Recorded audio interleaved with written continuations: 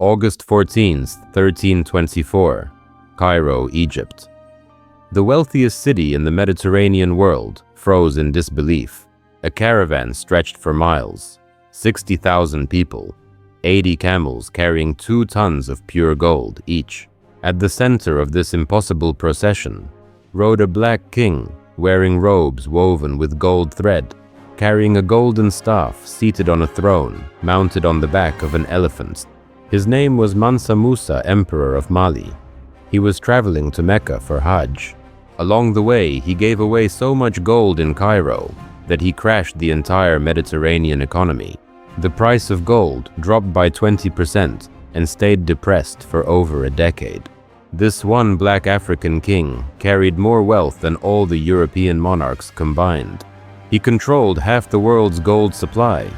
His empire was larger than Western Europe. Yet when you went to school, they gave him maybe one sentence, maybe a paragraph, or nothing at all. They taught you ancient Greece, ancient Rome, medieval Europe. But the richest man in recorded human history, a devout Muslim African king who built universities and mosques across West Africa, somehow didn't make it into your textbook. That wasn't an accident. That was a choice. Tonight, that choice gets exposed.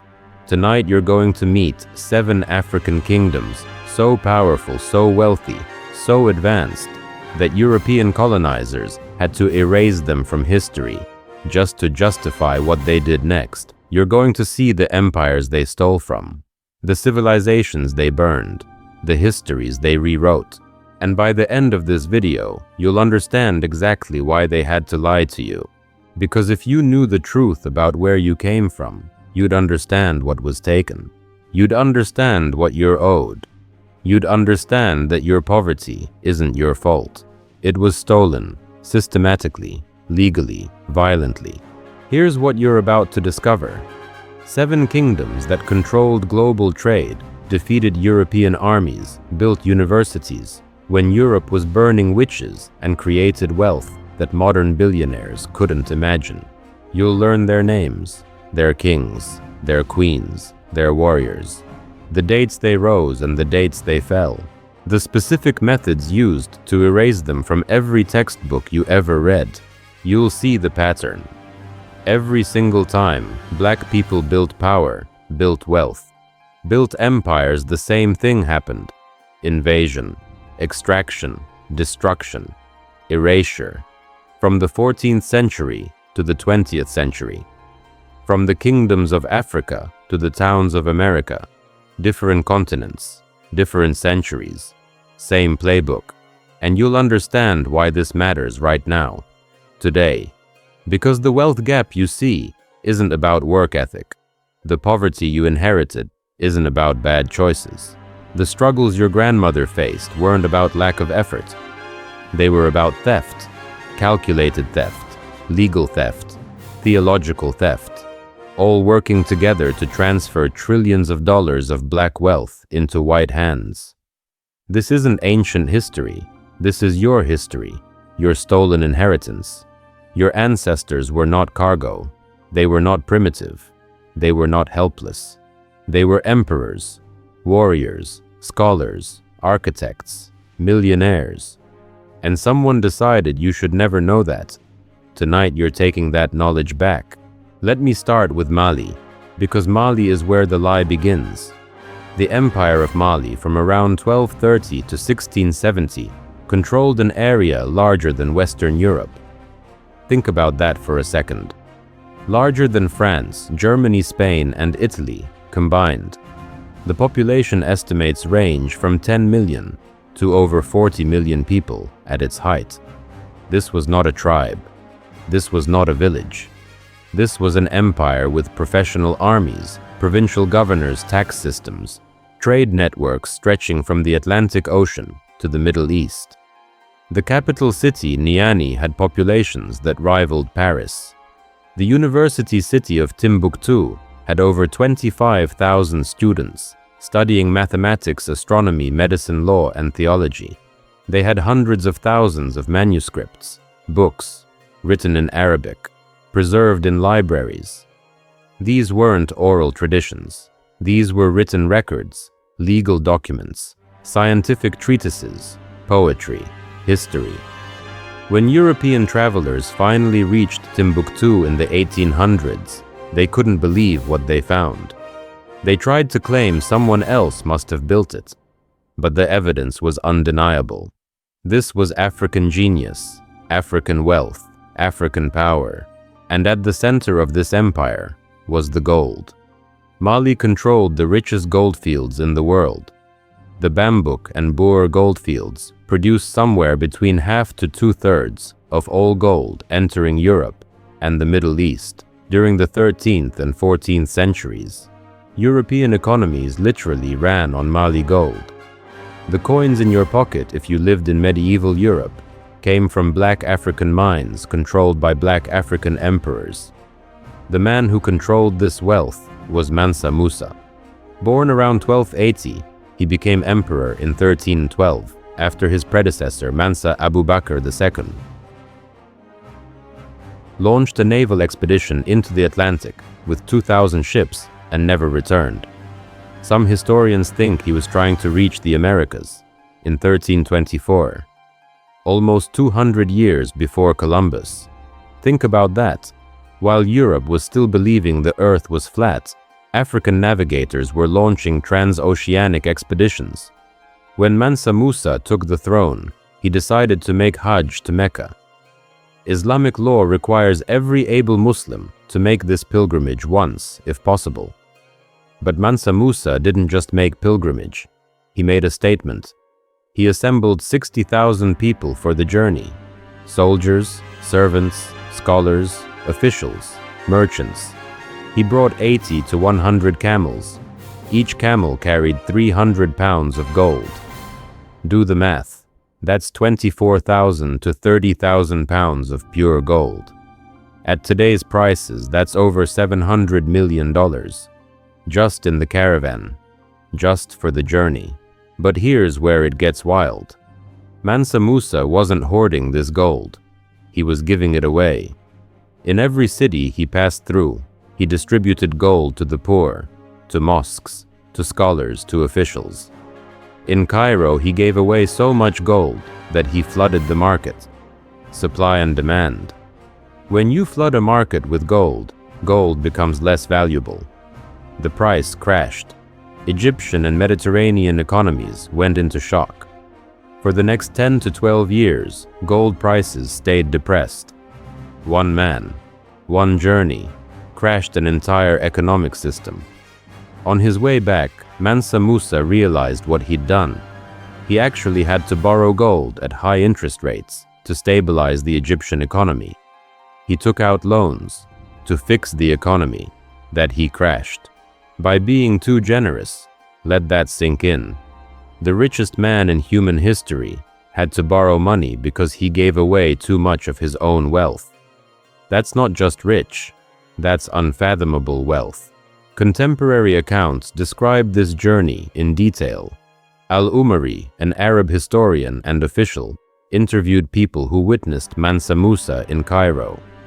He wrote that Mansa Musa had so much gold that he built a mosque every Friday along the route.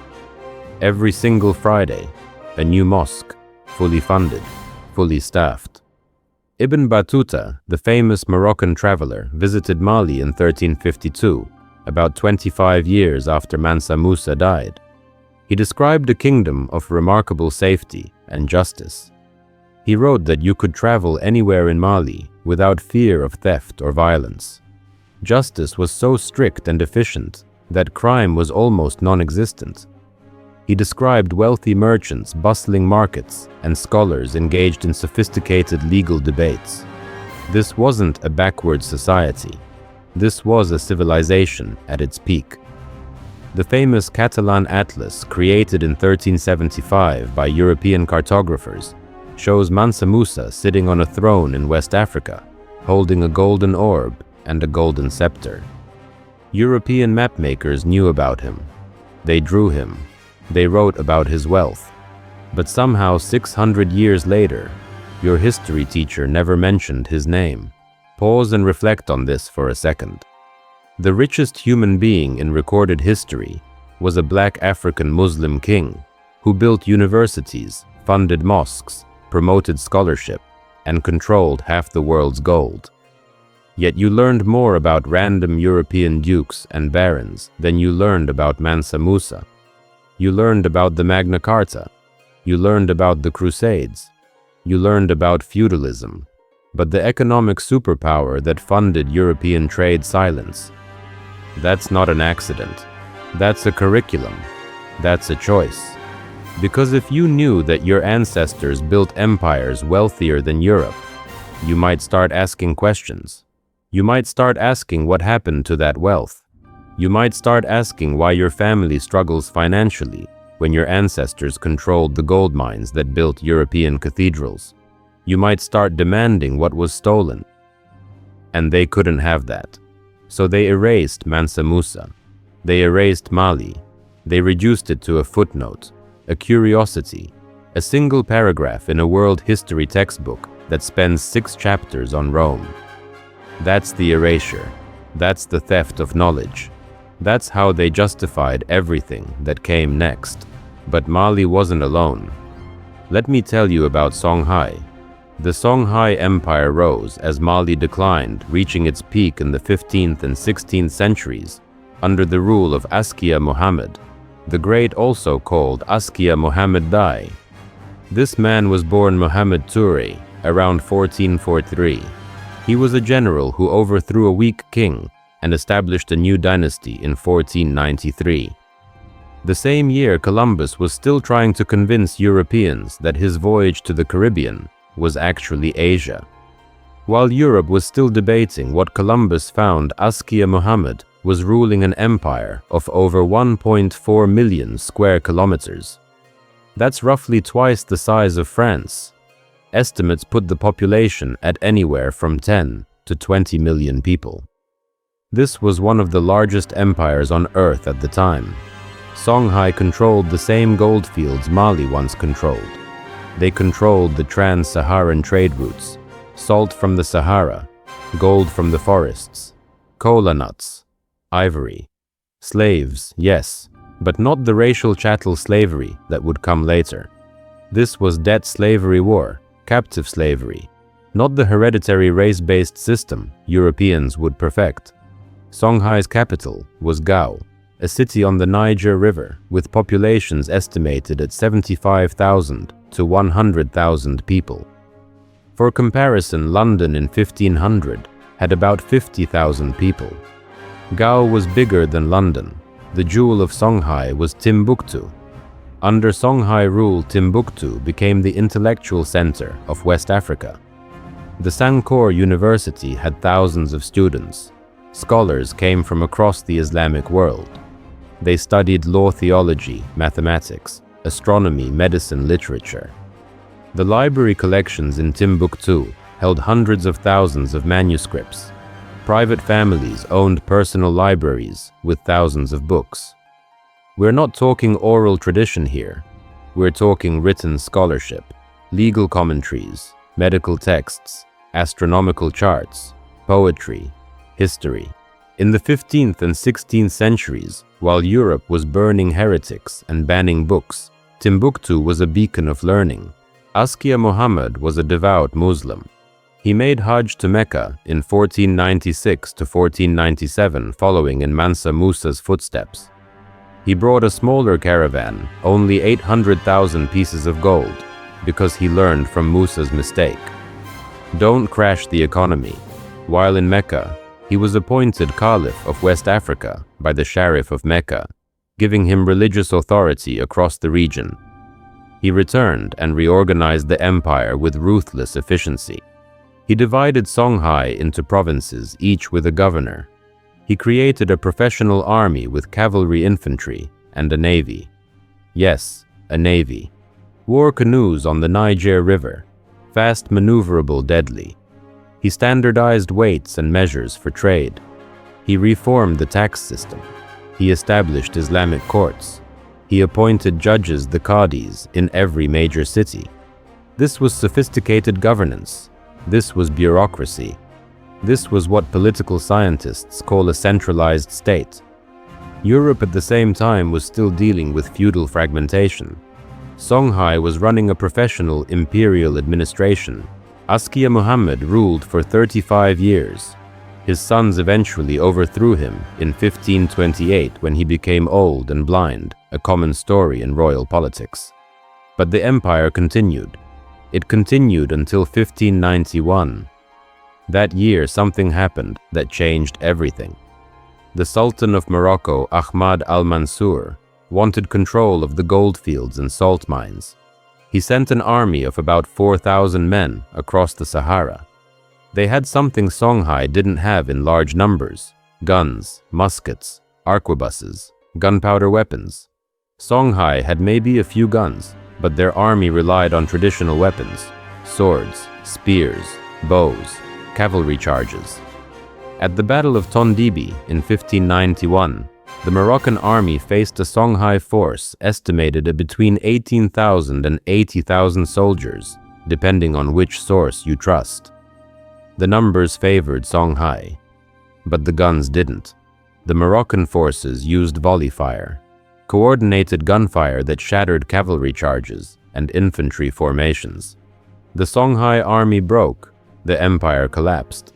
Not because Songhai was weak, not because Songhai was primitive, but because they didn't have enough gunpowder weapons. Technology gap. That's it. The Moroccans occupied the cities. They tried to control the region, but they couldn't hold it.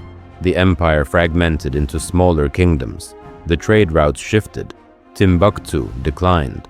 The scholars scattered. The libraries were sold off, hidden, or destroyed. And when Europeans finally arrived in force in the 19th century, they found ruins. They found manuscripts. And they couldn't believe Africans wrote them. They tried to claim Arabs wrote them. They tried to claim Berbers wrote them.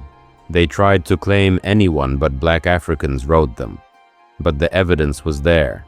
The manuscripts exist today, thousands of them, preserved by families in Timbuktu, who hid them from Moroccan invaders, French colonizers, and recently from Islamic extremists. These families risked their lives to preserve the proof that Africans built universities, Africans wrote books, Africans studied science, Africans governed empires. But your textbook called them tribes. Your teacher, if they mentioned Africa at all, called them primitive. That's the lie. That's the erasure, and it's intentional. Because if you knew Songhai had a navy, a professional army, universities, libraries, and legal systems in the 1500s, you might start questioning the whole narrative. You might start questioning why European colonizers called Africa the Dark Continent. You might realize the darkness wasn't ignorance. The darkness was what Europe was about to do. The darkness was the slave trade. The darkness was colonization. The darkness was the systematic destruction and erasure of everything you're learning right now. And they needed you to believe Africa had nothing, so you wouldn't ask where it all went. So you wouldn't ask who took it. So you wouldn't demand it back. Now let me take you even further back in history. Let me tell you about Kush and Nubia. These kingdoms existed for thousands of years. Thousands. The kingdom of Kush, based in what is now Sudan, rose around 1070 BCE and lasted until around 350 CE. That's over 1,000 years of continuous civilization. For context, the United States is 249 years old. Kush lasted 4 times longer than America has existed. And here's what they don't tell you. Kush conquered Egypt. Black African kings ruled Egypt. They established the 25th dynasty of Egypt, also called the Nubian dynasty, or the Kushite dynasty, ruling from around 747 to 656 BCE. Black pharaohs, wearing the double crown, controlling the Nile, commanding Egyptian armies, building pyramids. The pharaohs of the 25th dynasty include names like Pieshabaka, Shebitku Taharka, and Tantameni. These men ruled one of the most powerful empires in the ancient world. Taharka, who ruled from around 690 to 664 BCE, is even mentioned in the Bible. 2 Kings chapter 19 verse 9, Isaiah chapter 37 verse 9. The Bible calls him Tirhaka, king of Kush. The Assyrians, the superpower of the time, feared him. He fought them multiple times. He rebuilt temples. He constructed monuments. His reign is documented in Egyptian, Assyrian, and biblical sources. Yet somehow, when you studied ancient Egypt in school, they showed you Elizabeth Taylor playing Cleopatra. They didn't show you black pharaohs. They didn't tell you Nubians ruled Egypt for almost a century. They whitewashed it, literally. But Kush wasn't just about Egypt. After the Assyrians pushed them out of Egypt, the Kushites moved their capital south to Meroe in what is now Sudan. Meroe became a center of iron production. They had massive iron smelting operations. Some scholars call it the Birmingham of ancient Africa because of the industrial scale of iron production. They exported iron tools and weapons across the region. They built pyramids. Lots of pyramids. More pyramids than Egypt, actually. Egypt has around 130 to 140 pyramids, depending on how you count. Sudan has over 200, smaller, steeper, but more numerous. The Meroitic script, the written language of Kush, still hasn't been fully deciphered. We know it exists. We know it's not Egyptian hieroglyphs. We know it's a unique writing system. But we can't fully read it yet. That's a civilization so advanced, they invented their own writing system. And nobody taught you about it. Then there's Christian Nubia. After Kush fell around 350 CE, the region converted to Christianity in the 6th century. 3 Christian kingdoms emerged: Nobadia, Makuria, Alodia. These kingdoms lasted for over 1,000 years. Makuria was the most powerful. Its capital was Dongola. In 641 CE, Arab Muslim armies conquered Egypt. They tried to conquer Nubia next. They failed. The Nubians fought them off. In 652 CE, the Arabs and Nubians signed a treaty called the Bact. This treaty kept Nubia independent for over 600 years. 600 years of Christian Black African kingdoms, holding off Islamic expansion. While Europe was losing ground to Muslim forces, Nubia was holding the line. They had cathedrals, monasteries, bishops. They were in contact with the Coptic Church in Egypt, the Byzantine Empire, and other Christian kingdoms. They weren't isolated. They were connected to the Christian world. But somehow, when people talk about Christian history, they skip Nubia. They skip Kush. They go straight from Rome to medieval Europe. They erase the black Christians of Nubia, who preserved Christianity in Africa for over a millennium. And here's one more story from this region that'll blow your mind. Kandake Amanirenas. Kandake means Queen Mother in the Meroitic language. She was a warrior queen who ruled Kush from around 40 BCE to 10 BCE. In 24 BCE, the Roman Empire under Caesar Augustus tried to expand into Nubia. They wanted control of the trade routes. They wanted the gold mines. They attacked. Bad move. Kandake Amanirenas led her armies north. They counterattacked. They pushed into Roman Egypt. They sacked the city of Aswan. They pulled down statues of Augustus. They took the head of one bronze statue of Augustus and buried it under the steps of a temple in Meroe, so people would walk on it. Archaeologists found that head in 1910. It's now in the British Museum. The Romans sent more troops. The Kushites fought them to a standstill. For 3 years they fought. Neither side could win decisively. Finally, in 21 or 20 BCE, they negotiated peace. The Romans gave up their territorial demands. They exempted Kush from paying tribute. The treaty was signed on the island of Samos between Kandake Amanirenas's representatives and Augustus's representatives. A one-eyed African warrior queen, because she lost an eye in battle, fought the Roman Empire to a draw. and won a favorable peace treaty. Roman historians mention her. Strabo, the Greek geographer, describes her as a very manly woman and blind in one eye. Pliny the Elder mentions her. The Romans respected her. They feared her. But your history class never mentioned her name. You learned about Julius Caesar. You learned about Augustus. You learned about Cleopatra, who wasn't even black, despite what the Ptolemaic dynasty looked like. But the Black Queen who shot arrows at Roman legions, silence. Do you see the pattern forming, yet empire after empire?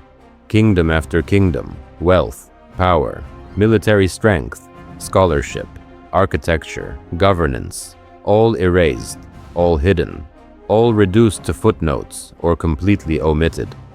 This isn't accidental. This is systematic. This is how you justify slavery. This is how you justify colonization. This is how you convince people that Africans needed to be civilized. You erase the civilizations that already existed. You pretend they never built anything. You pretend they never achieved anything. And then when you enslave them, when you colonize them, when you steal their resources, you can say you were helping them. You can say you were bringing civilization to the savages. But they weren't savages. They were emperors you had to destroy to take what they had. Let me tell you about Ethiopia. This one is personal for a lot of Black Americans because Ethiopia shows up in the Bible. Psalm 68, verse 31. Princes shall come out of Egypt. Ethiopia shall soon stretch out her hands unto God. That verse was quoted in slave quarters. It was quoted in black churches. It was a promise, a prophecy. Ethiopia meant something. It meant black people had a place in God's plan. And here's the thing. Ethiopia, called Abyssinia, historically, was one of the oldest Christian nations on earth. They converted in the 4th century, around 330 CE, under King Izana of the Kingdom of Axum. That's 1700 years of Christianity, longer than most European nations have existed. The Ethiopian Orthodox Church claims their Christianity goes back even further to the Ethiopian eunuch in Acts chapter 8, who was baptized by Philip. They claim the Ark of the Covenant is in Ethiopia, in the Church of Our Lady Mary of Zion in Axum. You can debate the claim, but you can't debate the fact that Ethiopia has been Christian longer than England, longer than France, longer than Germany.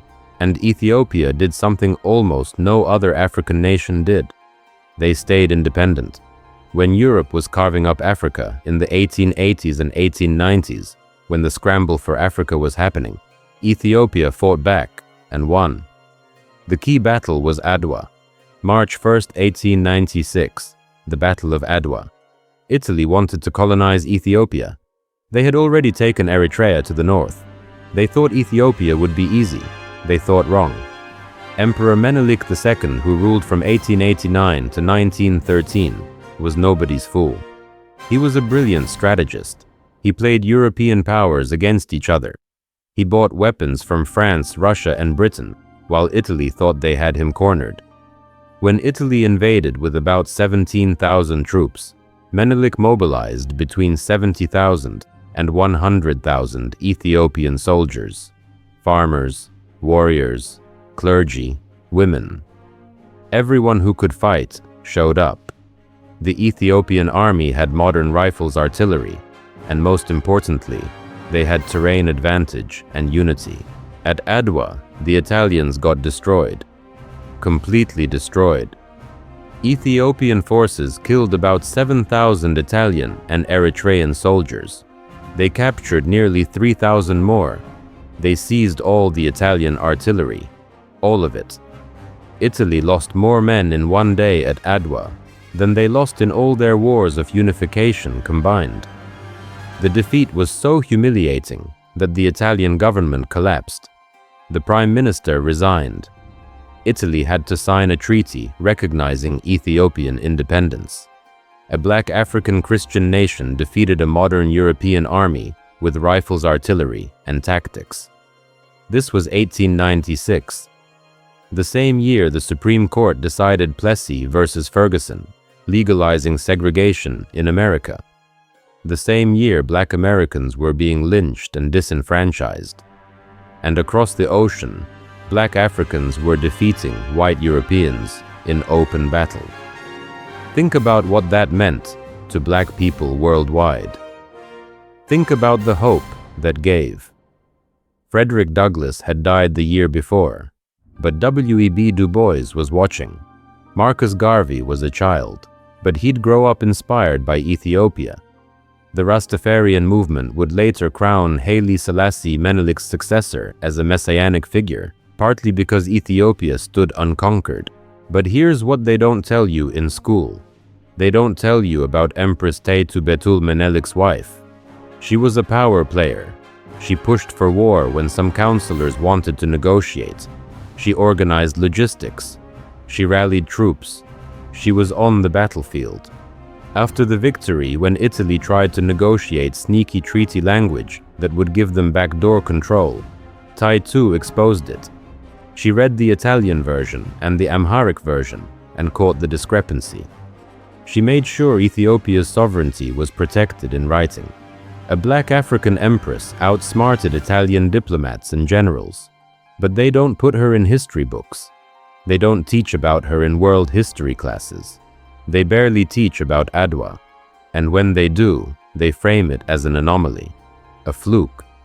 They don't frame it as proof that Africans could and did defeat European imperialism when they had the resources and unity to fight back. Ethiopia stayed independent until 1936, when Mussolini's Italy invaded again with airplanes, mustard gas, and a much larger force. Even then, Ethiopia resisted. Emperor Haile Selassie went to the League of Nations and begged for help. Nobody helped. Europe watched. America watched. They let fascist Italy use chemical weapons on Africans and did nothing. Ethiopia fell in 1936, but by 1941, with British help during World War II, they kicked Italy out again. Ethiopia regained independence, the only African nation to successfully resist colonization long-term. The only one. And that mattered. That gave hope. That proved something. It proved Black people could govern themselves. It proved Black people could fight and win. It proved the whole narrative of white supremacy and African inferiority was a lie. That's why they don't teach it. That's why Adwa gets a footnote, if it gets mentioned at all. Because if Black kids in America learn that their African cousins defeated European armies, they might start believing they can defeat the systems oppressing them right here. Now let's go to West Africa again. Benin Kingdom. Not the modern country of Benin, but the ancient Kingdom of Benin, in what's now southern Nigeria, the Edo people. This kingdom existed from around the 11th century until 1897, almost 1,000 years. Their capital was Benin City, and Benin City was magnificent. When Portuguese explorers first reached Benin in the 15th century, they wrote about it in shock. They described wide streets, organized city planning, and massive walls. The Benin Walls, also called the Edo Walls, were earthwork fortifications that surrounded Benin City and extended across the kingdom. Estimates vary, but some scholars say the total length of all the walls and ditches combined was over 16,000 kilometers. 16,000. That's longer than the Great Wall of China if you count all the branches and extensions. The walls around the city itself were up to 20 meters tall in some places. The ditches were deep. The engineering was sophisticated. This was urban planning on a scale Europe wouldn't match until much later. Benin City had a royal palace complex that covered acres. The Oba the king lived there with his court. The kingdom had a complex social structure: guilds, artisans, bronze casters, ivory carvers, traders, warriors. The Kingdom of Benin was wealthy from trade.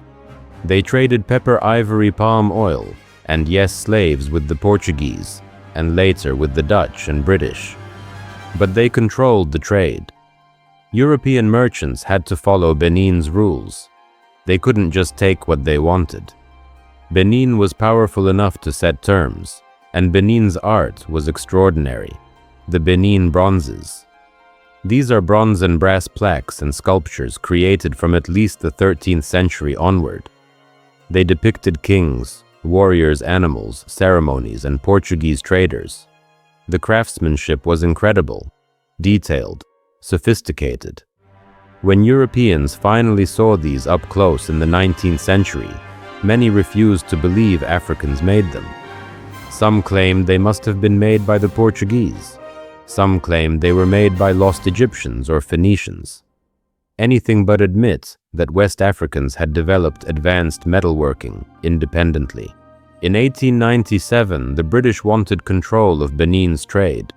The kingdom was still independent, still powerful, still in the way. A British delegation led by Acting Consul General James Phillips decided to visit the Oba during a sacred festival when outsiders were forbidden. They were warned not to come. They came anyway. The Benin forces ambushed and killed Phillips and most of his party. The British called it the Benin Massacre of 1897. They used it as justification for what came next. In February 1897, Britain launched the Benin Punitive Expedition. Over 1,200 British soldiers with modern weapons attacked Benin City. They burned it completely. They burned the palace. They burned homes. They burned temples. They looted everything. They took over 4,000 artifacts, bronze plaques, ivory tusks, sculptures, royal regalia, everything. They shipped it back to Britain, sold pieces to museums across Europe and America, and auctioned off items to private collectors. Today, the British Museum has over 900 objects from Benin. The Ethnological Museum in Berlin has about 500. Museums in Vienna, Paris, New York, Boston, and Chicago all have pieces. Nigeria has been asking for them back for decades. Most museums refuse. But here's the truly evil part. After they burned Benin City, after they looted the art, British officials and journalists wrote articles calling Benin primitive and barbaric. They called the Oba a savage. They described the city as a place of human sacrifice and cruelty. They used these descriptions to justify the invasion and the looting. They said they were civilizing Africa. They said they were ending barbarism. But the art they stole proved otherwise. The art was so advanced that European experts initially couldn't believe Africans made it. So what did they do? They twisted the narrative. They said Benin must have learned bronze casting from Europeans, or from ancient Egyptians, anyone but themselves. They couldn't let the world believe that Africans independently developed sophisticated metallurgy art and culture. Because if they admitted that they'd have to admit they burned down a civilization more advanced than many European cities at the time. They'd have to admit they committed cultural genocide. They'd have to admit the looting wasn't rescue. It was theft. Pause and reflect on this. They burned the city. They stole the artwork. They sold it to museums. And then they told your children Africa had no civilization. They put the stolen art in museums labeled primitive art or tribal art, as if the people who made it were somehow less than the Europeans displaying it. That's the suppression. That's the lie. And it's still happening. Right now. Those artifacts are still in European and American museums. Nigeria wants them back. Museums say no. They say the art is part of world heritage. They say it's safer in Europe. They say Nigerians can't be trusted to preserve their own history. The same people who burned the city now claim they're protecting the art they stole from the ashes. That's not irony. That's imperialism. That's colonialism still operating in the 21st century. Let me tell you about Congo, the Kingdom of Congo in what's now Angola, and the Democratic Republic of Congo. This kingdom was massive. It existed from around 1390 to 1914, but its peak was in the 15th and 16th centuries. The capital was Mbanza, Congo, a city with populations estimated between 60,000 and 100,000 at its height. The kingdom had provinces, governors, a royal court, an army, a taxation system. And here's what makes Congo unique. They encountered Europeans early. The Portuguese arrived in 1483. At first, the relationship was diplomatic. The king of Congo, Nzinga Nkuu, converted to Christianity in 1491. He took the name João I. His son Afonso, the firstborn Nzinga Mbemba, became one of the most important figures in African history. Afonso ruled from around 1509 to 1542 or 1543. He was a devout Christian. He learned Portuguese. He corresponded with the King of Portugal and the Pope. He sent his sons to study in Lisbon and Rome. One of his sons, Henrique, became a bishop, the first black African bishop in the Catholic Church in the Congo region. Afonso built churches. He promoted Christianity. He tried to modernize the kingdom along European lines. He thought he was dealing with fellow Christians. He thought Portugal respected him as an equal. He was wrong. Portugal wanted slaves. The Portuguese traders in Congo started kidnapping people and shipping them to São Tomé and Brazil. At first, Afonso regulated the trade. He tried to limit it to war captives and criminals. But the demand was insatiable. The Portuguese wanted more. They bribed Congo officials. They armed rival groups. They destabilized the kingdom. Afonso wrote letters, dozens of letters. He wrote to the King of Portugal, João III. He wrote to the Pope. He begged them to stop the slave trade. In a famous letter from 1526, Afonso wrote, and I'm paraphrasing because we can't use quotation marks, but the meaning is clear. He said that merchants were taking his people, even nobles and relatives of the king, and the corruption was so great that the land was being depopulated. He said he wanted trade in goods, not people. He begged for help. Portugal ignored him. The Pope did nothing. The slave trade continued. It accelerated. By the time Afonso died, Congo was destabilized. His successors couldn't control the Portuguese. Civil wars erupted. The kingdom fragmented. But here's what makes Afonso's story so tragic and so important. He believed in the system. He believed Christianity meant equality. He believed diplomatic relations meant mutual respect. He played by Europe's rules. He converted. He educated his children in European schools. He wrote in Portuguese. He built churches. He did everything Europe said civilized people were supposed to do. And they still enslaved his people. They still destroyed his kingdom. They still treated him as inferior. His letters prove it. His letters, written in Portuguese, logical, eloquent Christian, are preserved in Portuguese archives. You can read them today. They're evidence. Evidence that Africans tried diplomacy. Evidence that Africans tried coexistence. Evidence that Europe chose exploitation anyway.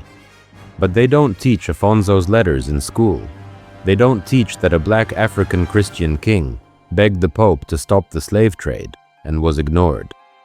Because if they taught that, students might realize the problem wasn't African backwardness. The problem was European greed. The problem was a system that valued profit over people, over faith, over everything. And Congo's story doesn't end with Afonso. In the 17th century, a warrior queen rose, Nzinga Mbande. Queen Nzinga, born around 1583, she ruled the kingdoms of Ndongo and Matamba. From around 1624 to 1663, almost 40 years, she fought the Portuguese for decades. She formed alliances with the Dutch when they briefly challenged Portuguese control. She used guerrilla tactics. She sheltered runaway slaves. She negotiated treaties. She converted to Christianity when it was strategic and practiced traditional religion when it suited her. She was a political genius and a military leader. The Portuguese feared her. They tried to kill her multiple times. They never succeeded. When she died in her 80s, her kingdoms were still independent. The Portuguese didn't fully conquer the region until after her death. She bought her people time. She bought them decades of freedom. And she's a national hero in Angola today. Statues, currency, schools named after her. But in America, in Europe, most people have never heard of her. They don't teach about the African queen who fought European colonialism for 40 years and died undefeated. Because that story doesn't fit the narrative. That story says Africans resisted. That story says Africans fought back. That story says colonization wasn't inevitable. It was a war, and Africans didn't always lose. Now let me tell you about something that really exposes the lie. Great Zimbabwe. This is a stone city. Massive stone ruins in modern-day Zimbabwe. The structures were built between the 11th and 15th centuries. The main complex covers almost 1,800 acres.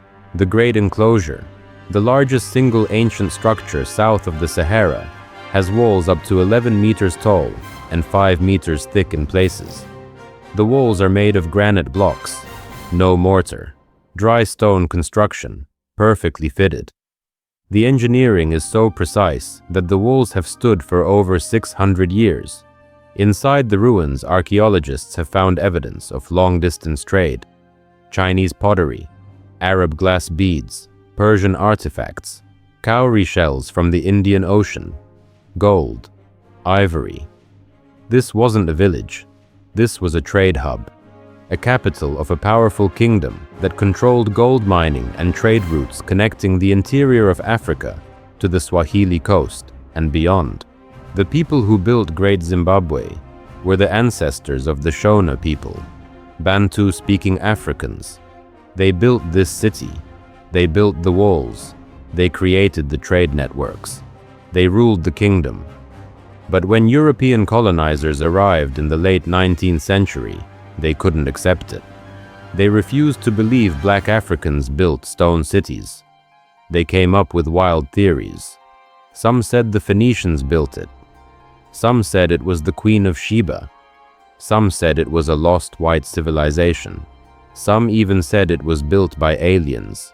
Anything but admit that Bantu Africans had the engineering knowledge and organizational capacity to build this. The racism was so deep that the white government of Rhodesia, named after colonizer Cecil Rhodes, actively suppressed archaeological evidence proving African origin. They censored researchers. They destroyed evidence. They promoted the alien civilization theory in schools. It wasn't until the 1930s and later that professional archaeologists definitively proved Great Zimbabwe was built by Africans. Carbon dating, artifact analysis, linguistic evidence, everything pointed to indigenous African construction. But the damage was done.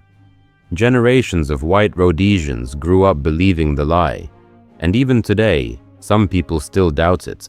They still cling to pseudoscience and racism, rather than accept that Africans built sophisticated stone architecture. But the evidence is undeniable. Great Zimbabwe is there. The walls are standing. The artifacts are catalogued. The history is clear. Africans built cities. Africans traded internationally. Africans governed complex societies. And Europeans couldn't handle that truth because it destroyed their justification for colonization. The same thing happened along the Swahili coast, the eastern coast of Africa, modern-day Kenya, Tanzania, Mozambique. From about the 8th century onward, city-states emerged along this coast: Kilwa, Mombasa, Zanzibar, Sofala. These were cosmopolitan trading cities. They had stone buildings, mosques, palaces. They traded with Arabia, Persia, India, and China. The Swahili language developed as a trade language, mixing Bantu grammar with Arabic vocabulary. These city-states were wealthy. They controlled the Indian Ocean trade. Gold and ivory from the interior flowed through these ports to Asia. Silk and spices from Asia came back. The sultans of these cities lived in luxury. When the Portuguese arrived in the late 15th century, led by Vasco da Gama, they found thriving cities that rivaled anything in Europe. And what did they do? They attacked. They looted. They burned. They tried to monopolize the trade. The Portuguese wanted to control the route to India and the spice trade, and these African city-states were in the way. So they destroyed them, bombarded them with ships, sacked them, killed the rulers, installed puppets. The wealth of centuries was stolen or destroyed in decades. And just like with Great Zimbabwe, Europeans later tried to claim these cities weren't really African. They said Arabs built them. They said Persians built them. They said the stone buildings and sophisticated trade networks were too advanced for Africans. But archaeology and history prove otherwise. The Swahili people are African. Bantu Africans who adopted Islam and engaged in international trade. They built the cities. They carved the doors. They wrote the manuscripts. Their descendants still live there. But the narrative of African inferiority required Europeans to deny this. They had to claim anything impressive in Africa came from outside, from Arabs, from Indians, from ancient Egyptians, from anyone but the black Africans living there. That's the psychological warfare. That's the cultural genocide. Convince people their ancestors built nothing, so they don't know what was taken, so they don't demand it back. Do you see the pattern now? 7 kingdoms: Mali, Songhai, Kush and Nubia, Ethiopia, Benin, Congo, Great Zimbabwe and the Swahili coast. 7 examples, 7 centers of power, wealth, knowledge and resistance. And every single one was targeted. Every single one was attacked, looted, undermined or erased from history. This wasn't random. This was policy. This was strategy. This was the playbook. Step 1. Find a powerful African kingdom. Step 2. Destabilize it through trade manipulation, weapons sales to rivals, or direct invasion. Step 3. Loot the wealth, the resources, the people. Step 4. Erase the history, burn the libraries, steal the artifacts, rewrite the textbooks. Step 5. Teach the world that Africa was primitive, that Africans built nothing, that colonization and slavery were somehow acts of charity or civilization. That's the pattern. And it didn't just happen in Africa. It happened in America too. Let me connect the dots for you. The same pattern that destroyed African kingdoms was used to destroy black communities in America. Every time black people built wealth in America, they destroyed it. Tulsa, Oklahoma, 1921. Greenwood District. Black Wall Street. 35 square blocks of black-owned businesses. Over 300 businesses, banks, theaters, newspapers, law firms, doctor offices, hotels. The wealthiest black community in America. On May 31st and June 1st, 1921, white mobs, some deputized by city officials, attacked Greenwood. They burned it completely. They dropped firebombs from airplanes, private planes. They machine-gunned people in the streets. They killed an estimated 300 black people. Some estimates go higher. They arrested black survivors and held them in internment camps. They burned over 1,200 homes. They destroyed every business. 35 blocks reduced to ash. And then the city changed the zoning laws and fire codes, so black people couldn't rebuild on their own land. Insurance companies refused to pay claims. The city refused to compensate victims. For over 70 years, it wasn't taught in Oklahoma schools. It was erased. Survivors were threatened into silence. The mass graves are still being uncovered today. In 2020 and 2021, forensic archaeologists found remains consistent with gunshot wounds and violence. The evidence was always there. They just buried it. literally and figuratively. Rosewood, Florida, January 1923. A small town, black-owned, prosperous. A white woman in a nearby town claimed a black man assaulted her. No evidence, just an accusation. White mobs formed. They marched on Rosewood. They burned every building. They killed between 6 and 26 people officially. Witnesses say more. Survivors fled into the swamps. The town was erased. It ceased to exist. No one was prosecuted. The state of Florida didn't acknowledge it officially until 1994, 71 years later, and even then compensation was minimal and hard to get. Most survivors had died by then. Wilmington, North Carolina, November 10th, 1898. This wasn't even called a massacre officially until recently. They called it the Wilmington Race Riot. But it wasn't a riot. It was a coup. A white supremacist coup. Black people in Wilmington had political power. They held office. They owned businesses. They voted. White Democrats wanted that power back. So they planned an insurrection. On November 10th, armed white men, including prominent businessmen and politicians, attacked the black community. They burned the black newspaper office. They shot black people in the streets. They overthrew the elected biracial government and installed their own. They banished black leaders from the city. Estimates of deaths range from 14 to over 300. No one knows for sure because records were destroyed. This was the only successful coup in American history, and it was done to destroy black political and economic power.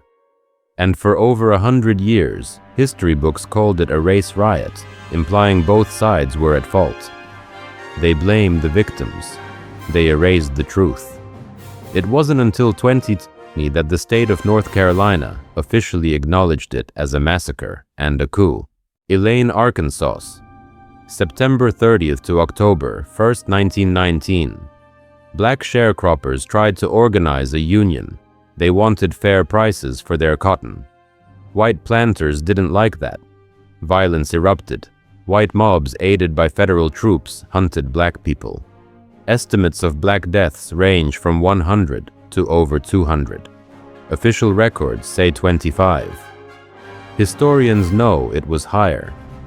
After the killing stopped, black survivors were arrested and charged with insurrection. 12 were sentenced to death. The NAACP fought the cases for years.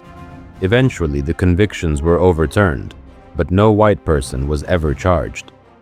The black community was terrorized into silence. Sharecropping continued. The wealth extraction continued. The pattern continued. I could go on. East St. Louis, Illinois, 1917. Over 40 black people killed. Chicago, 1919. 38 dead, over 500 injured. Ocoee, Florida, 1920. Entire black community driven out.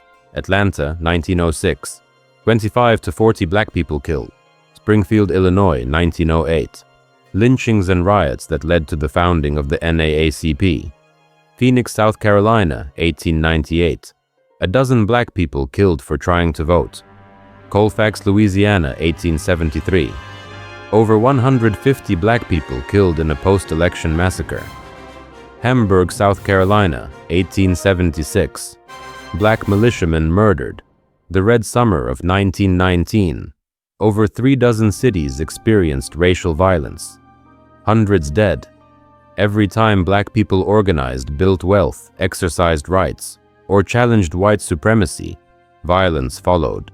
Systematic violence, legal violence, state-sanctioned violence, and then erasure. The stories weren't taught. The victims weren't named. The perpetrators weren't punished. The pattern is the same in Africa and in America. Destroy black power. Loot black wealth. Erase black history. Blame black people. Repeat, but hold that thought, because what I'm about to show you next reveals exactly how they got away with it for so long. How they turned massacres into myths and theft into textbooks. The system that erased these kingdoms and destroyed these communities didn't work by accident. It was designed, engineered, implemented with precision across centuries and continents. Let me show you exactly how they did it. How they turned emperors into savages in the textbooks. How they turned millionaires into footnotes. How they convinced the world that black people built, nothing achieved, nothing deserved, nothing. There were 4 layers to this suppression: physical destruction, legal suppression, educational erasure, and media manipulation. All 4 working together like gears in a machine designed to steal wealth and justify the theft by erasing the memory of what existed before. Start with physical destruction. The most obvious method. You can't tell the story if the evidence is gone. When the British burned Benin City in 1897, they didn't just burn buildings. They burned archives, royal records, historical documents. Oral histories were lost when the elders were killed or scattered.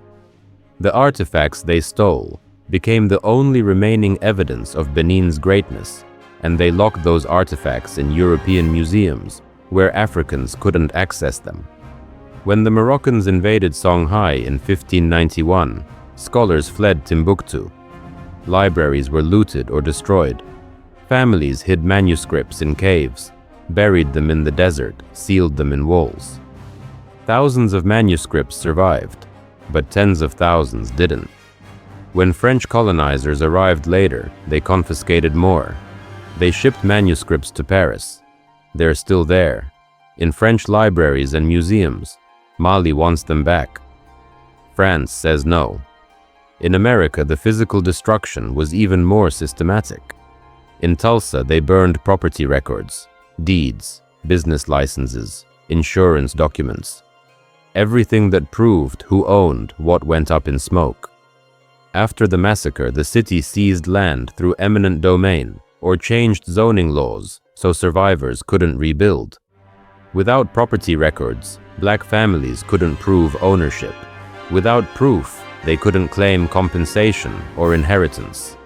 Their wealth vanished legally. In Rosewood, they demolished every building. Not just burned, demolished. They wanted no trace left, no foundations, no evidence a town ever existed. Same thing happened in Ocoee, Florida. In 1920, white mobs drove out the entire black population on election day because black people tried to vote. They burned homes. They lynched people. They shot anyone who resisted. The black community of Ocoee ceased to exist. The land was taken. The survivors scattered to other cities and never returned. By the time anyone thought to document what happened, most witnesses were dead. This physical destruction wasn't just about eliminating current wealth. It was about eliminating proof of past wealth. If there's no building, no document, no artifact, then there's no evidence. And if there's no evidence, you can rewrite history. You can claim it never existed. You can say black people were always poor, always dependent, always inferior. The absence of evidence becomes evidence of absence in the minds of people who don't know better. That's why stealing artifacts mattered. That's why burning libraries mattered. That's why destroying property records mattered. They weren't just taking wealth, they were taking proof that wealth ever existed. Now layer 2. Legal suppression. The law was weaponized to make theft legal and resistance illegal. Let me show you how this worked in Africa first. When European powers met in Berlin in 1884 and 1885 for the Berlin Conference, they literally drew lines on a map and divided Africa among themselves. 14 nations: Britain, France, Germany, Belgium, Portugal, Spain, Italy. All of them sitting around a table carving up a continent. Not one African representative was invited. Not one African voice was heard. They drew borders that cut through kingdoms. The Congo Kingdom split between Portuguese Angola and Belgian Congo. The Somali people divided between British Somaliland, Italian Somaliland, and French Somaliland. The Maasai split between British Kenya and German Tanganyika. Ethnic groups that had been united for centuries were separated. Rival groups that had been separated were forced together, and these borders became law, international law, recognized by every European power. Then they created laws within the colonies. Laws that made African governance illegal. Laws that outlawed traditional leadership structures. Laws that banned African languages in schools. In the Belgian Congo, it was illegal to teach history that contradicted Belgian narratives. In French West Africa, students had to learn French history and call themselves the descendants of the Gauls. In British East Africa, land ownership laws were changed so that Europeans could claim land that Africans had farmed for generations. They called it terra nullius, empty land, ignoring the people who lived there.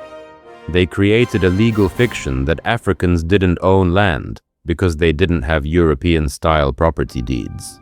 Then they issued deeds to white settlers and made the Africans tenants or squatters on their own ancestral land. The same legal warfare happened in America. After the Civil War during Reconstruction, black people briefly had rights. They could vote, they could hold office, they could own property. So white supremacists changed the laws. Black codes in the 1860s. Then Jim Crow laws from the 1870s onward. Poll taxes, literacy tests, grandfather clauses, all designed to strip voting rights without explicitly saying it was about race. Convict leasing laws that made it legal to arrest black men for vagrancy, which meant being unemployed or traveling without papers, and then lease them to plantations and factories as forced labor. It was slavery with a different name. And it was legal. Upheld by courts, enforced by police. Property laws were rigged too. Redlining. The federal government, through the Home Owners Loan Corporation in the 1930s, created maps of American cities. They color-coded neighborhoods. Green meant safe for investment. Red meant hazardous. Guess which neighborhoods were red? Black neighborhoods. It didn't matter if black families owned homes and paid taxes. The government labeled their neighborhoods hazardous, which meant banks wouldn't give mortgages there, which meant property values dropped, which meant black families couldn't build generational wealth through home ownership. This wasn't informal discrimination. This was federal policy, legal, official, documented. The maps still exist. You can look them up. The Federal Housing Administration wouldn't insure mortgages in black neighborhoods. The GI Bill after World War II gave veterans home loans and college funding, but black veterans were systematically denied benefits through legal loopholes and local administration. Mississippi gave out over 3,000 GI Bill home loans. Guess how many went to black veterans? 2 in the entire state. That's not a typo. 2.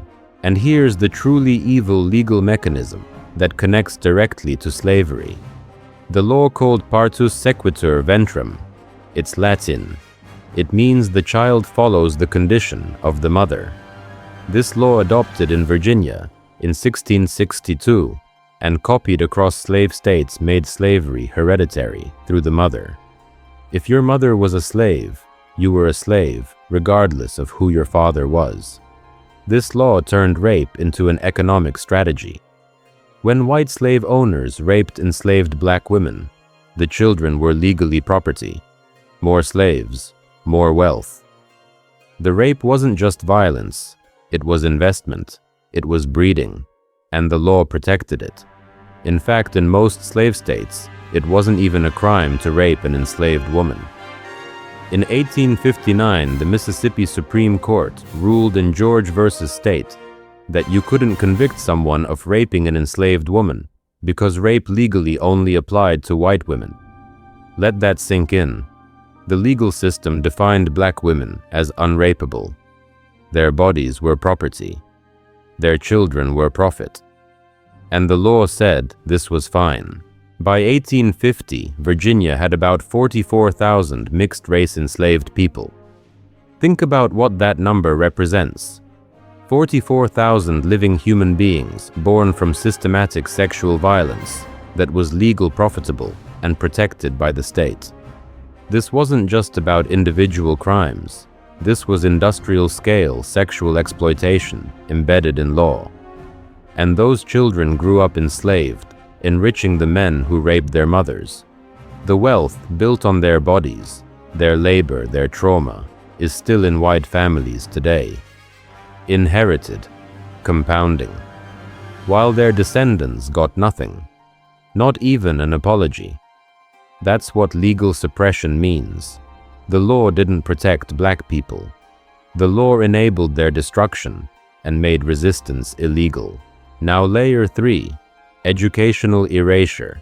If you control what children learn, you control what adults believe. And they controlled the curriculum.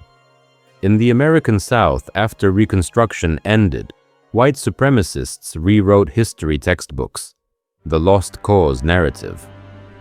This was the myth that the Confederacy fought for states' rights, not slavery. That enslaved people were happy and well treated. That Reconstruction was a corrupt failure imposed by Northern carpetbaggers and ignorant freedmen.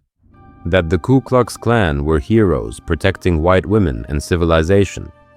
This wasn't fringe belief. This was official curriculum. The United Daughters of the Confederacy literally funded textbooks and pressured school boards to adopt them. For generations, Southern white children and black children, when they were allowed in schools, learned that slavery was benign and that white supremacy was natural and right. The Tulsa Massacre wasn't taught in Oklahoma schools for 75 years. 3 generations of Oklahomans grew up not knowing their state. Government participated in burning down a prosperous black community and killing 300 people. When it was mentioned at all, they called it the Tulsa Race Riot, implying both sides were equally at fault.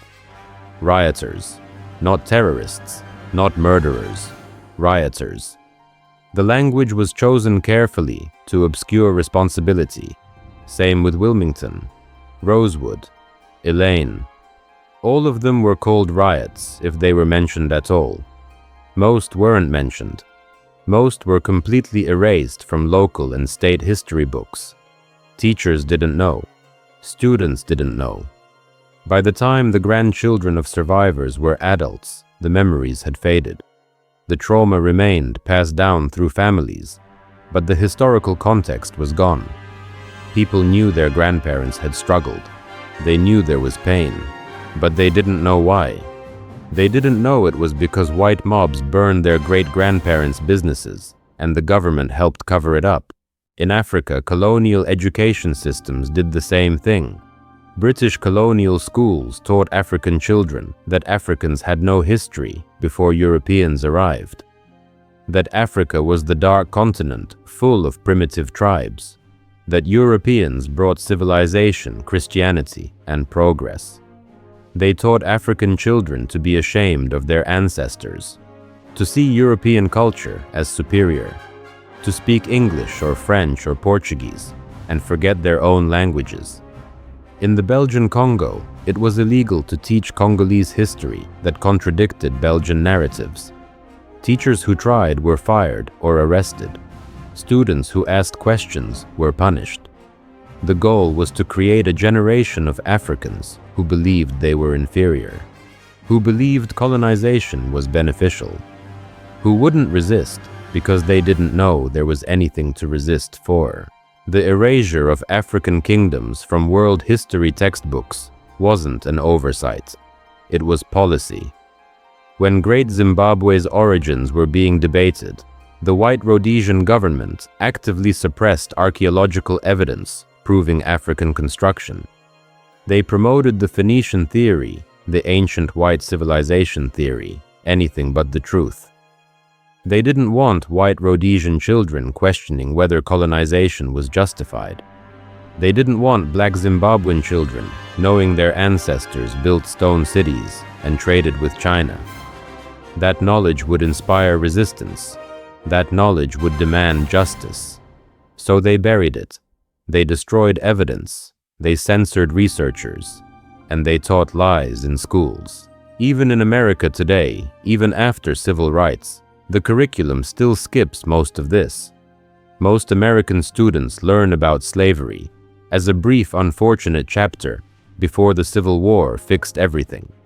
They don't learn about the scale. 12 to 15 million Africans stolen. 2 million dead in the Middle Passage. Centuries of forced labor. Trillions of dollars of unpaid wages. They don't learn about the sexual violence, the breeding farms, the systematic rape, the children born into slavery from those rapes. They don't learn about the black codes, convict leasing, lynching, sharecropping, redlining, urban renewal, mass incarceration. They don't learn the through line. They don't see the system. They learn isolated facts. Slavery happened. Lincoln freed the slaves. Martin Luther King had a dream. Rosa Parks sat down. Racism ended. That's the narrative. And it's a lie. A lie by omission. A lie that protects the system by pretending the system doesn't exist. When students do learn about Africa, they learn about Egypt. But not that Egypt was conquered by black Kushite pharaohs. They learn about European exploration, but not about Mansa Musa crashing gold markets. They learn about World War I and World War II, but not about the Battle of Adwa, where Ethiopia defeated Italy. They learn about the Renaissance, but not about Timbuktu's universities. The curriculum is designed to center Europe and erase Africa. It's designed to make slavery seem like ancient history with no connection to present inequality. It's designed to avoid uncomfortable questions. Questions like, if black people built empires, why are they poor now? Questions like, where did the wealth go? Questions like, who owes what to whom? Those questions threaten the system. So the system doesn't let those questions into the classroom. Layer 4. Media manipulation. Controlling the narrative. Newspapers, books, movies, television. All of it used to shape how people see black people and Africa. In the 1800s, European newspapers published drawings of Africans as savages, primitive, animalistic, half-naked, surrounded by skulls, practicing barbaric rituals. These images sold the idea that colonization was a civilizing mission, that Africa needed Europe. Meanwhile, those same newspapers rarely showed Benin's bronze art, or Timbuktu's libraries, or the sophisticated trade networks. They showed what supported the narrative and hid what contradicted it. When the Benin punitive expedition happened in 1897, British newspapers justified it by publishing stories about human sacrifice and barbarism in Benin. Some of the stories were exaggerated, some were fabricated, but they served a purpose. They made British readers feel good about their country burning an African city and stealing its art. The newspapers framed it as rescue, not theft, as justice, not genocide. The Benin bronzes were displayed in museums as examples of primitive art, with plaques suggesting maybe they weren't really made by Africans. The media controlled the interpretation. In America, newspapers did the same thing. After Tulsa, white newspapers called the massacre the Tulsa Race Riot. They blamed black people for starting it. They said a black man assaulted a white woman in an elevator, even though no charges were ever filed, and the story was almost certainly false. They said armed black men marched on the courthouse, which was partially true, but left out that they were World War I veterans protecting a prisoner from a lynch mob. They said black snipers fired first, which was disputed by many witnesses. The newspapers created a narrative where white people were defending themselves, not committing a massacre. That narrative stuck. It became the official story.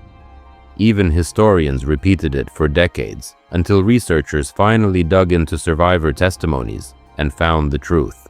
The same pattern repeated everywhere. Rosewood. The white woman claimed assault.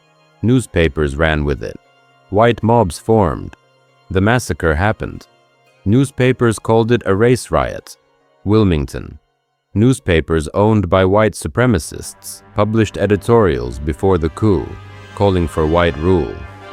After the coup, they justified it as restoring order. Elaine. Newspapers said black sharecroppers were planning an insurrection. No evidence. Just the word of white planters who wanted to crush the Union. The newspapers printed it as fact. Armed white mobs and federal troops hunted black people. Newspapers called it putting down a rebellion. Every time the media blamed the victims. Every time the media justified the violence. Every time the media protected the perpetrators. And then Hollywood got involved. Birth of a Nation in 1915. A film that glorified the Ku Klux Klan and portrayed black people as violent threats to white women. President Woodrow Wilson screened it in the White House. It became the highest-grossing film of the silent era. It inspired a resurgence of the KKK. Millions of people saw it. Millions of people absorbed its message. Black men are dangerous. White men must protect white women. The Klan are heroes. This wasn't just entertainment. This was propaganda. And it worked. Klan membership exploded in the 1920s. Lynchings continued. The film created a cultural narrative that justified racial violence for generations. Later films did subtler versions of the same thing. Tarzan movies showing Africa as a jungle full of primitive tribes and savage cannibals with the white man as the civilized hero. Movies about slavery that focused on kind masters and happy slaves, minimizing the violence and rape. Movies about the Civil War that romanticized the Confederacy. Movies about the Civil Rights era that centered white saviors instead of black activists. Even today, movies about Africa often focus on poverty, disease, and war, rarely showing the innovation, beauty, and complexity of the continent. The media shapes perception. And for over a century, the media shaped perception to justify and maintain white supremacy. Stereotypes were created and amplified through media. The Jezebel, the hypersexual black woman who invites assault. This stereotype justified the rape of enslaved women by suggesting they wanted it. The Mammy, the asexual nurturing black woman who loves her white family more than her own children. This stereotype made slavery seem benign. The Buck, the hypersexualized violent black man who threatens white women. This stereotype justified lynching. These weren't accidents. These were tools. Created deliberately, spread through newspapers, books, plays, minstrel shows, and films. They became embedded in American culture, and they're still here, still in media, still shaping how people see black people, still used to justify violence, discrimination, and indifference. When you control the story, you don't have to burn every building. You burn the memory. You burn the truth. And that's what they did. Physical destruction eliminated the evidence. Legal suppression made theft lawful. Educational erasure kept the next generation ignorant. Media manipulation shaped public perception to justify it all. 4 layers, all working together, for centuries, across continents. The same playbook used to erase African kingdoms and to destroy black American communities. That's not conspiracy theory. That's documented history. The laws are on record. The newspaper archives exist. The textbooks are in libraries. The films are preserved. The evidence is there. They just don't want you to connect the dots. They don't want you to see the pattern. They don't want you to realize this was all intentional. But now you see it. Now you know how it was done. Now the question is, what does this mean for you? for your life, for your family, for your future. Because this isn't ancient history. This is ongoing. The theft didn't stop. The system didn't end. It evolved. It adapted. And it's still operating right now. Let me show you how this connects to your life today, right now. The median wealth of a white household in America is about $188,000. The median wealth of a black household is about $24,000. That's almost an 8-to-1 ratio. Most people look at that gap and assume it's about education or work ethic or culture. They blame black people. But that's exactly what the system wants you to think. The truth is that gap exists because of theft. Systematic, legal, multi-generational theft.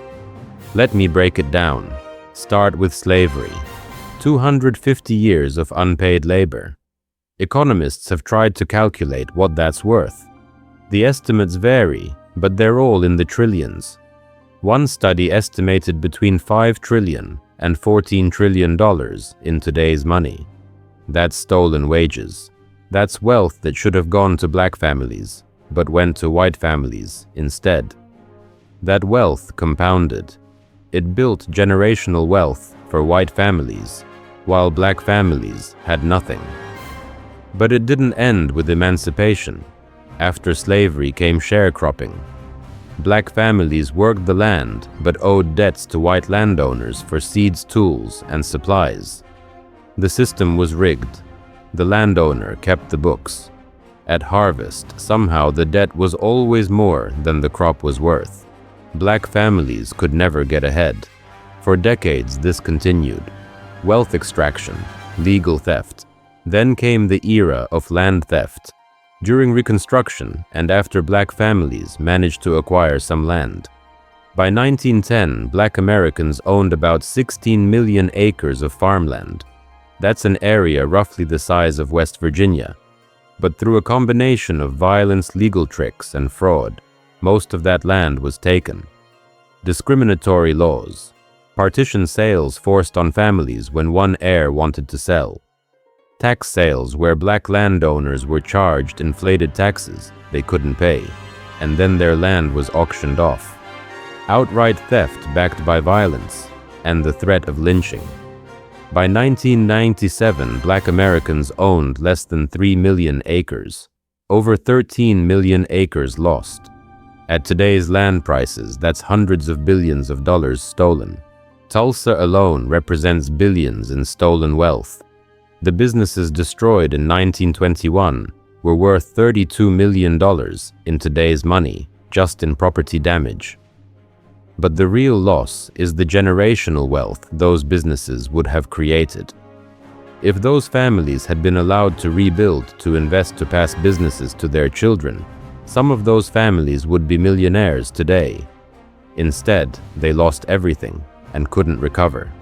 The same calculation applies to Rosewood, Wilmington, Elaine, and dozens of other destroyed black communities.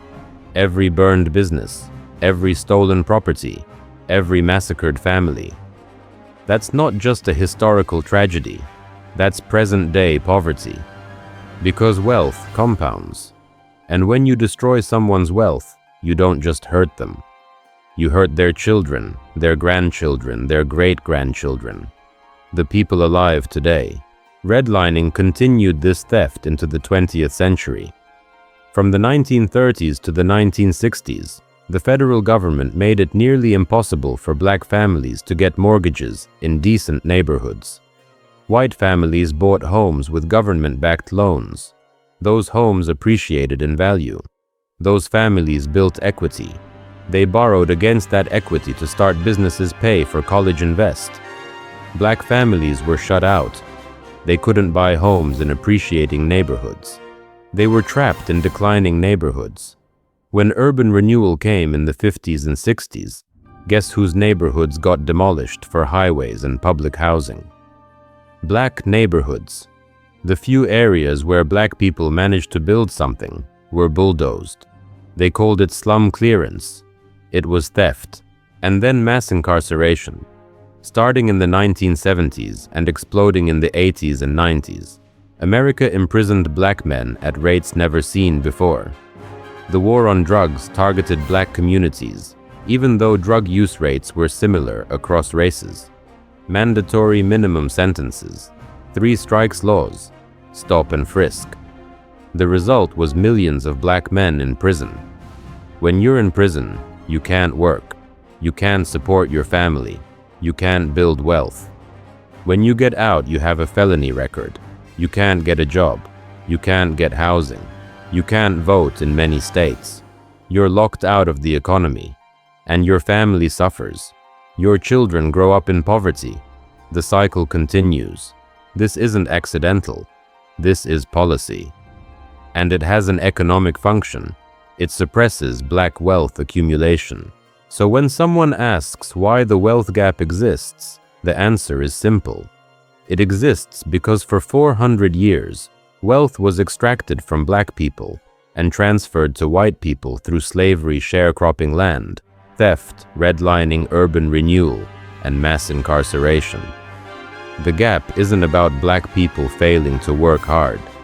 It's about a system designed to take the fruits of that work and give them to someone else. Your poverty isn't your fault. It's theft, and the thieves are still spending the money. Now people say slavery was a long time ago. Get over it. But Tulsa was 1921. That's within living memory. If you're 60 years old, your grandparents were adults when Tulsa burned. Redlining ended officially in 1968 with the Fair Housing Act. That's only 57 years ago. Your parents lived through that. Mass incarceration is happening right now. This isn't ancient history. This is your life, your parents' lives, your grandparents' lives. The theft is ongoing. It never stopped. It just changed tactics. And this brings us to reparations. People recoil at that word. They say, I never owned slaves. Why should I pay? But here's the thing. Germany paid reparations for the Holocaust. America paid reparations to Japanese Americans for internment camps. Both of those payments came from taxpayers who weren't personally responsible for the crimes. But nations recognize collective responsibility. Nations recognize that injustice creates debt, and that debt must be paid. Black Americans are owed. The unpaid wages, the stolen land, the destroyed businesses, the decades of discriminatory policy, all of it created a debt. And the Bible, for those who believe, supports this. Exodus chapter 21 talks about restitution for theft. Leviticus chapter 6 says, if you steal, you must restore what you took, plus 1/5 of its value. The concept of Jubilee in Leviticus 25 calls for the return of property and the forgiveness of debts every 50 years to prevent permanent inequality. If we believe in a just God, then stolen labor and stolen land must be accounted for. Justice requires restoration. But even setting theology aside, basic economics demands reparations. The wealth gap isn't sustainable. It creates social instability. It perpetuates poverty and crime. It wastes human potential. Giving reparations isn't charity. It's restitution. It's paying back what was stolen. And it would benefit everyone because a more equitable society is a more prosperous society. But the resistance to reparations reveals the truth. The system doesn't want equity. The system benefits from inequality. The system was built on theft, and it's maintained by denying that theft ever happened. That's why they erased history. That's why they don't teach about African kingdoms or Black Wall Street or redlining in schools. Because if people knew the truth, they'd demand justice. They'd demand reparations. They'd demand systemic change. And the people benefiting from the current system don't want that. Look at gentrification. It's the modern version of land theft. Black neighborhoods that were redlined and neglected for decades are suddenly desirable. Why? Because they're close to downtown. Because white people want to live there now. So developers come in. Property taxes go up, rents go up. Long-time black residents can't afford to stay, they're pushed out. And the neighborhood that their families built, that their grandparents sustained through hard times, gets taken over. The coffee shops and boutiques move in. The culture changes, and the wealth created by that gentrification goes to new owners, not to the families who lived there for generations. It's theft with a friendly face. It's theft with lattes in yoga studios, but it's still theft. Police brutality is another connection. The police forces in America grew out of slave patrols. That's a historical fact. In the South, slave patrols were organized groups of white men who captured runaway slaves and terrorized enslaved people into submission. After slavery ended, those patrols became police forces. The function didn't change much. Control black people, protect white property, use violence when necessary. The Klan worked with police. Sometimes they were police. The lynchings that terrorized black communities from the 1880s to the 1960s were often done with police cooperation or participation. And today, police kill unarmed black people at rates far higher than white people. The system that used slave patrols and lynch mobs now uses police shootings and mass incarceration. The tactics evolved. The function remains the same.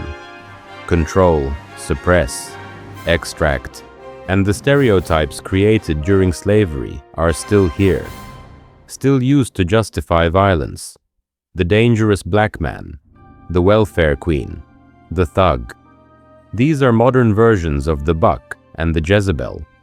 They're used to blame black people for poverty and violence, while ignoring the system that creates both.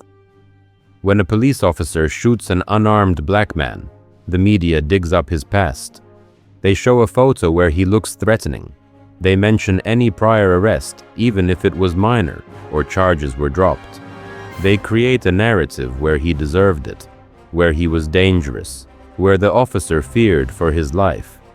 It's the same playbook used to justify lynching 100 years ago. Claim the black man was a threat, claim white people were in danger, justify the violence, blame the victim. If you're a black person watching this, you've lived this, you've felt this, you've seen your family struggle financially and been told it's because you don't work hard enough. But your grandparents worked. Your great-grandparents worked. They worked as hard as anyone. They just didn't get paid. Or what they built got burned down. Or they couldn't get a loan. Or they couldn't buy a house in a good neighborhood. Or they got arrested for something a white person would get a warning for. The struggle isn't your fault. It's theft. Generational, systematic, legal theft.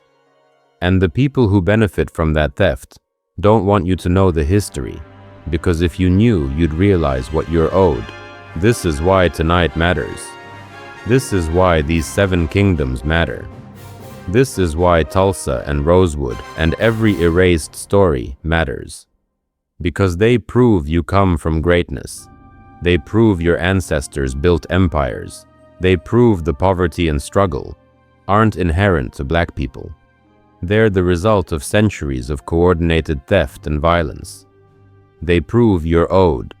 And they prove the people who say slavery was long ago get over it, don't know what they're talking about. The theft never stopped. It's happening right now. And until there's restitution, until there's justice, the wound won't heal. The gap won't close. The cycle won't break. History doesn't repeat, but it rhymes. And right now it's rhyming loud. The patterns are the same. The tactics evolved, but the goal remains. Suppress black power, extract black wealth, maintain white supremacy. And the only way to break the pattern is to see it clearly, to name it, to teach it, to demand justice. That's what this video is. That's what this truth is. It's a weapon against erasure. It's proof against the lies. And it's a call to action. You are not a victim. Let me be very clear about that. You are not a victim. You are a survivor. You are a descendant of people who survived the Middle Passage. Think about that. Your ancestors survived the most horrific ocean voyage in human history. Millions didn't make it, but yours did. You are a descendant of people who survived slavery, 250 years of brutality, families torn apart, bodies broken, spirits attacked. But they survived. They kept their humanity. They kept their faith. They kept fighting. You are a descendant of people who survived Jim Crow, who survived lynching, who survived the Klan, who built communities from nothing and rebuilt them when they were burned down. You are a descendant of people who survived redlining, urban renewal, the crack epidemic, mass incarceration. Every single generation faced a system designed to destroy them, and every single generation survived. That's not a weakness. That's strength. That's resilience. That's power. And you carry that in your DNA. You carry the strength of people who built empires in Africa, who survived the ships, who resisted slavery, who fought for freedom, who built Black Wall Street, who marched for civil rights, who are still fighting today. That strength is in you. You are not what this system called you. You are not lazy. You are not inferior. You are not a thug or a welfare queen or any other stereotype they created to justify your oppression. You are a child of God. You are royalty. You are the descendant of kings and queens who ruled empires wealthier than Europe. You are the descendant of warriors who defeated Roman legions. You are the descendant of scholars who wrote books when Europe was burning them. You are the descendant of builders who constructed stone cities that still stand today. You are more than your paycheck, more than your zip code, more than your criminal record, if you have one, more than the lies they told about you. Your poverty isn't your failure, it's their theft. Your struggle isn't your weakness, it's their oppression. And the fact that you're still here, still standing, still fighting, still building, still creating, still loving, still believing, proves they failed. They tried to break you. They tried to break your ancestors, and they failed. You're still here. That's victory. That's testimony. That's proof that God preserved you for a reason. Now let me talk about your ancestors specifically. Your ancestors in Africa were millionaires. Mansa Musa controlled half the world's gold. Askia Muhammad ruled an empire larger than Western Europe. The merchants of Timbuktu traded with China. The kings of Benin wore coral beads, worth fortunes. These weren't primitive people scratching in the dirt. These were sophisticated, wealthy, powerful people who controlled trade routes, commanded armies, built universities, and lived in luxury. That's who you come from. That's your bloodline. And they didn't lose their kingdoms because they were weak or inferior. They lost them because Europeans wanted what they had: the gold, the land, the people, the power. So Europeans took it, by force, by deception, by law. But the loss doesn't define your ancestors. The fact that they built it in the first place defines them. Your ancestors in America were also builders. They built this country, literally. The wealth of the South was built on slave labor, the crops, the infrastructure, the grand plantations and beautiful cities. Black hands built that, unpaid, unrecognized, but built. After slavery, when they were finally allowed to own property and businesses, they built again. They built Greenwood, they built Rosewood, they built thriving communities across the South and the North. And when those communities were burned, they built again. They opened businesses, they started churches, they created mutual aid societies, they sent their children to school. They did all of this while facing terrorism, while facing lynching, while facing legal discrimination. They built it anyway. That's who you come from. Builders, creators, survivors. And your ancestors fought. They fought as soldiers in every American war, even when America didn't treat them as citizens. They fought in the Revolution, the War of 1812, the Civil War fighting for their own freedom, the Spanish-American War, World War I, World War II, Korea, Vietnam, Iraq, Afghanistan. They fought for a country that oppressed them, and they fought for their own communities. The men who defended the courthouse in Tulsa were World War I veterans. They had fought in France. They came home and fought again to protect their community. Queen Nzinga fought the Portuguese for 40 years. Candace Amanirenas fought Rome. Emperor Menelik fought Italy. Your ancestors were warriors, not victims. Warriors. And your ancestors had faith. They held on to faith through slavery. They held on to faith through Jim Crow. They held on to faith through everything. The Black church became the center of resistance. The spirituals weren't just songs. They were coded messages. Steal away to Jesus meant escape is planned. Wade in the water meant use the river to throw off the dogs. The gospel gave hope. It gave strength. It gave purpose. Your ancestors believed God saw them. God valued them. God had a plan for them. And that faith sustained them. That faith sustains you. That strength is in your bones. That genius is in your mind. That faith is in your spirit. You are not broken. You are not defeated. You are not inferior. You are the product of generations of people who refuse to be destroyed. And that refusal, that resistance, that resilience is your inheritance. More valuable than gold. More powerful than any empire. Because empires fall, kingdoms crumble. But the spirit that survived the Middle Passage survived slavery, survived Jim Crow, survived everything they threw at it. That spirit doesn't die. It's in you, right now. And the question is, what are you going to do with it? God preserved you through the Middle Passage. Why God preserved you through slavery? Why God preserved you through lynching, through Jim Crow, through crack, through mass incarceration? Why not? So you could just survive. So you could thrive.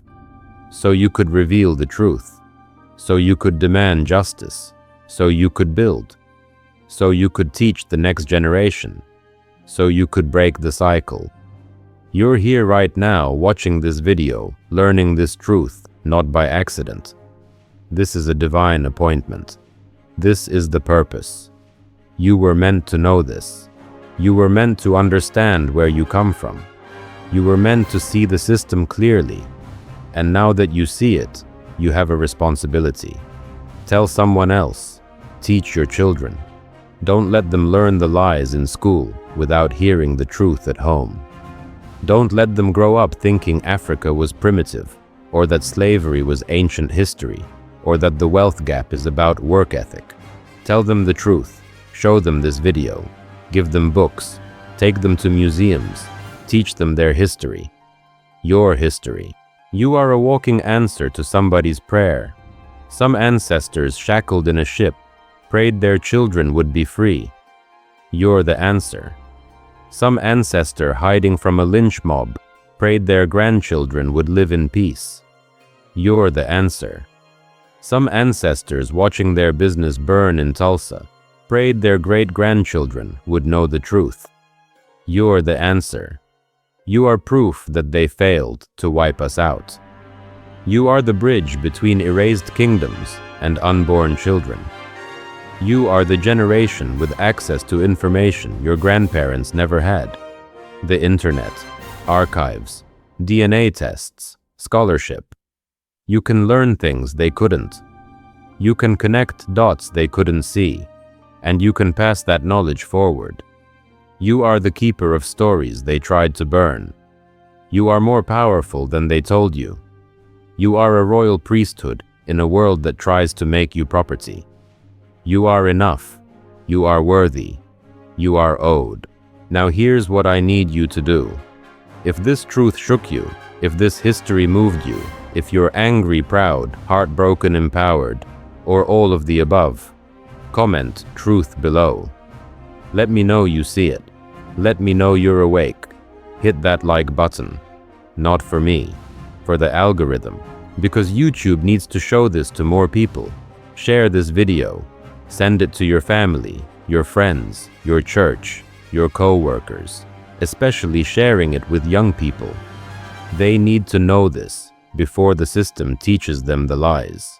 And subscribe to this channel because this is just the beginning. There are hundreds more stories, hundreds more truths, hundreds more revelations about what was stolen and who's responsible and what's owed. We're going to expose it all. Sexual terror, the legal theft, the financial extraction, the ongoing oppression. All of it. And we're going to do it with facts, with dates, with names, with evidence. Because the truth, documented and undeniable, is the most powerful weapon we have.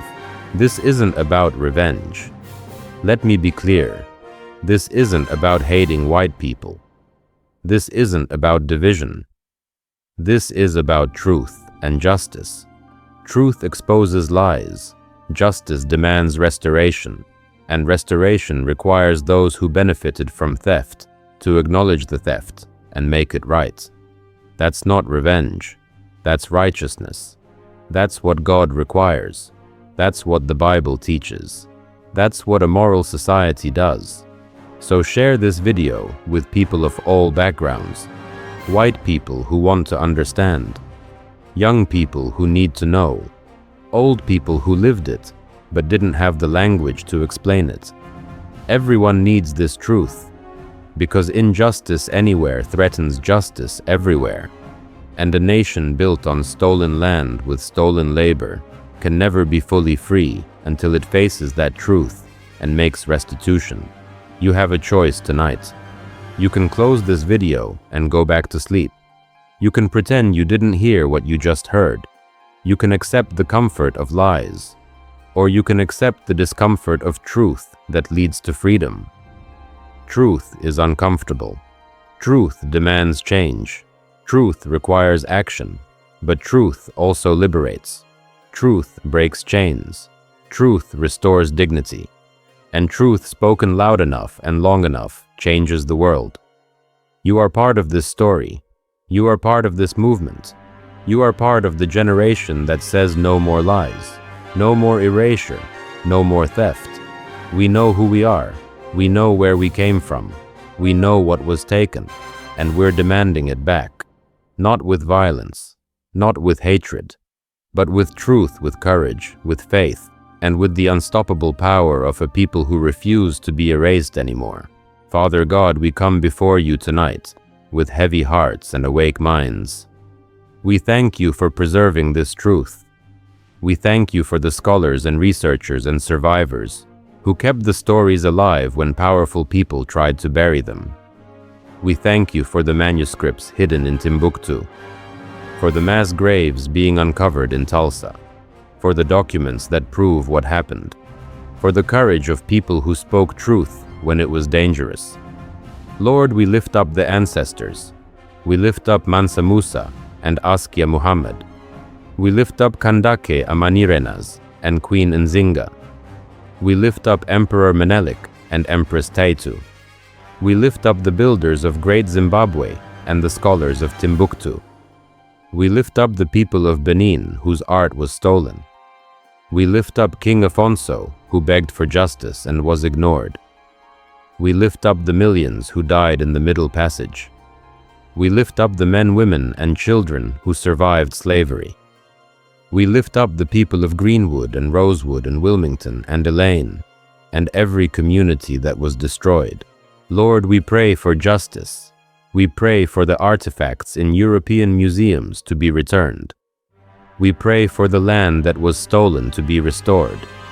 We pray for reparations not as charity, but as restitution, as righteousness, as what is owed. We pray for the truth to reach every classroom, every church, every home. We pray for awakening, for white Americans to see what their ancestors did and to choose justice over comfort, for Black Americans to see who their ancestors were and to choose pride over shame, for all people to see the system clearly and to choose truth over lies.